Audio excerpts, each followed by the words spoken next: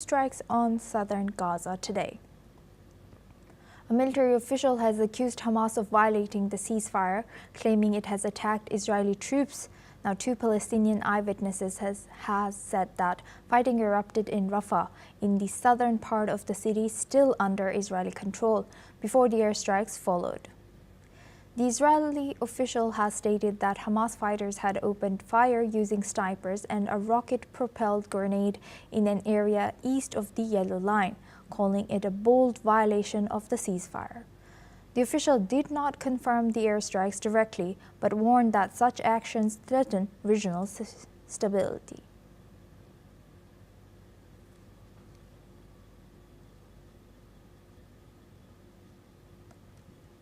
According to witnesses and media reports, Israeli aircraft has carried out 2 strikes on southern Gaza today. A military official has accused Hamas of violating the ceasefire, claiming it has attacked 2 Israeli troops. 2 Palestinian eyewitnesses have said that the fighting erupted in Rafah, in the southern part of the city still under Israeli control, before the airstrikes followed. The Israeli official has stated that Hamas fighters had opened fire and are using snipers as well as rocket-propelled grenade in an area east of the Yellow Line, calling it a bold violation of the ceasefire.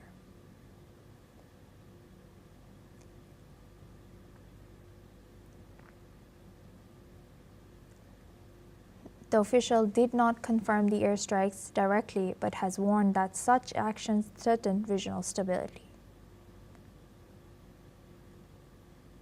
Now, for this discussion, we're joined by Sol Sadka. He's a security analyst and author, joins us live from Tel Aviv. Thank you very much, Sol, for joining us again. Good to see you. My pleasure. Good to see you. Thank you. Sol, can you tell us a little bit more about what's the geographic location exactly of Rafah, and what do they mean when they say yellow line in Rafah? Right. So the part of the ceasefire deal was that Israel would initially withdraw to a line that gave Israel and the IDF control of about 55% of the Gaza Strip, while the other 45% was under the control of Hamas. And the plan was, initially at the beginning of the ceasefire, they would immediately return all the living hostages, all 20 of them, which is what happened. And they were also within, I think it was 2 days, meant to return the bodies of 28 hostages that had either been murdered in captivity or that had been taken dead from Israel 2 years ago. And they've released, if I can count correctly, approximately 10 or 12 of them, but around 16 of the bodies still remain. And only once Hamas has handed over all the bodies does the next stage of the ceasefire begin, which is meant to be the disarmament of Hamas. And after the disarmament of Hamas, then at that point there are further lines that Israel is meant to withdraw to. But the initial line gives the IDF control of 55% of Gaza, of the original size of the Gaza Strip. In truth, almost everything within the IDF zone of control has been destroyed in the fighting over the past 2 years. There's virtually no buildings standing in that area. And even within the Hamas-controlled portion of the Gaza Strip that remains under Hamas control, on the western side of this so-called yellow line, a large number of homes and businesses have also been destroyed. The devastation there is quite catastrophic, as is expected in urban warfare, particularly when the enemy uses every civilian structure as a potential booby trap site. So that's where we are, and the Hamas fighters are instructed to stay on the other side of the yellow line. There have been a number of instances already over the 4 or 5 days that the ceasefire has been in effect that have seen the IDF shoot and even kill Hamas operatives that were approaching the yellow line, which was demarcated. And it seems that there has been another one today on the southern part of the strip at Rafah. Rafah, if you recall, Rafah used to be a city that straddled the Israel Egypt border. rather than Gaza Strip, Egypt border. Approximately a third of the city was on the Egyptian side, and two-thirds on the other side. When the Egyptians controlled, or rather when the Egyptians were occupying between 1948 and 1967, Rafah grew. And since both sides of that border were controlled by Egypt, it didn't really matter where the border was. But in the 80s, when Israel withdrew from the Sinai, it ended up that Rafah was split down the middle, with some of it in Egypt and some of it in Rafah. Now, because the city was like this, it became a site of smuggling. Almost all the arms that Hamas have and ever did have were taken across the Rafah crossing, or they were taken in tunnels under the Rafah crossing in that area. The Israeli army has been digging up, and still continues to dig up, hundreds of smuggling tunnels under that area. The Egyptians noticed that the fact that they had a border with Gaza was causing them terror problems, because every terrorist within a 1,000-kilometer radius was making a beeline for that very border to try and link up with Hamas. And so what they did in around 2007, and something they got almost no notice but is quite visible on the satellite maps, is they entirely demolished their side of Rafah. Approximately 20,000 people were displaced, and every single building was razed, and the area abutting the border with Gaza was turned into a 7-kilometer deep exclusion zone. The war has led to the remainder of Rafah on the Israeli side as well, essentially being reduced to complete rubble. There's almost no building standing in Rafah. And the IDF hold bases. They also hold humanitarian centers where people come to get food aid under the GHF program. And what seems to have happened, though we don't know the details, although I did hear the jets flying overhead about 20 minutes ago, so I figured things were heating up there again. What we do know is that some Hamas men approached the yellow line that they're not supposed to cross under the ceasefire agreement, and have been subjects of airstrikes.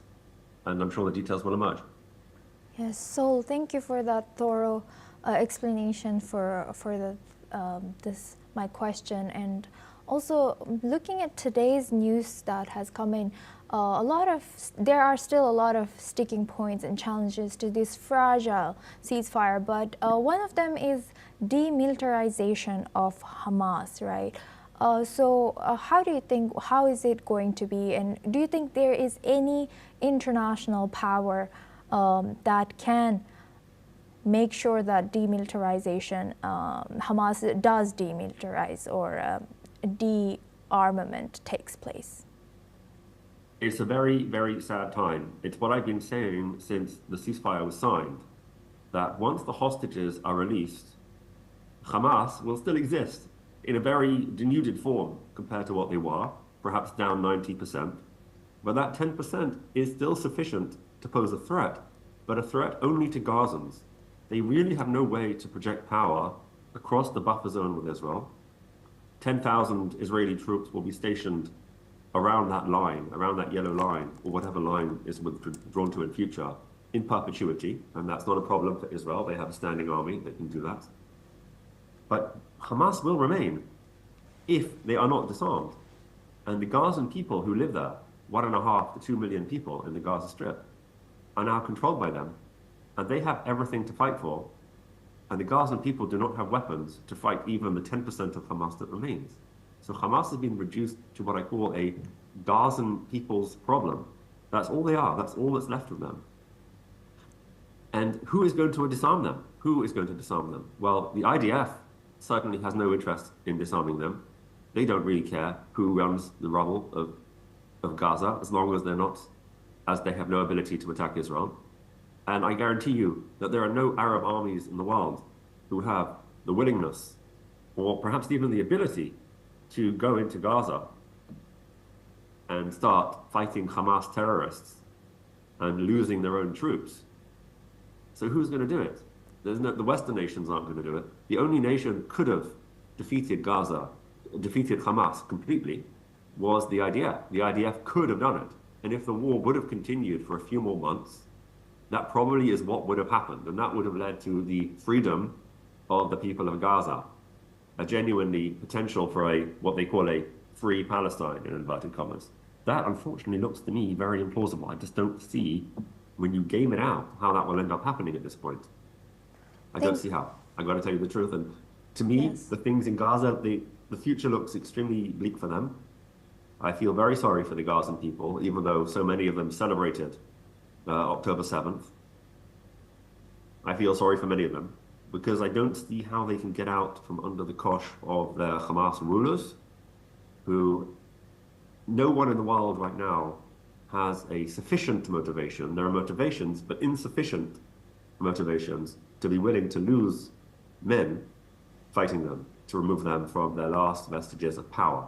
So it could well be what we'll see is a sort of North Korea situation where you have this small territory which everybody wants to leave, gradually becoming even more isolated, and it could continue for decades with perhaps no end in sight. Totally. Although I hope I'm wrong, and I hope there is some kind of way to break this impasse, but the ceasefire deal was always very vague, and it was always clear that once Israel got 90% of what it wanted, which is to get out its hostages and to make Hamas no longer a threat to them, that Israel had no motivation anymore to continue dealing with them. And then the question was going to be, who did have that motivation?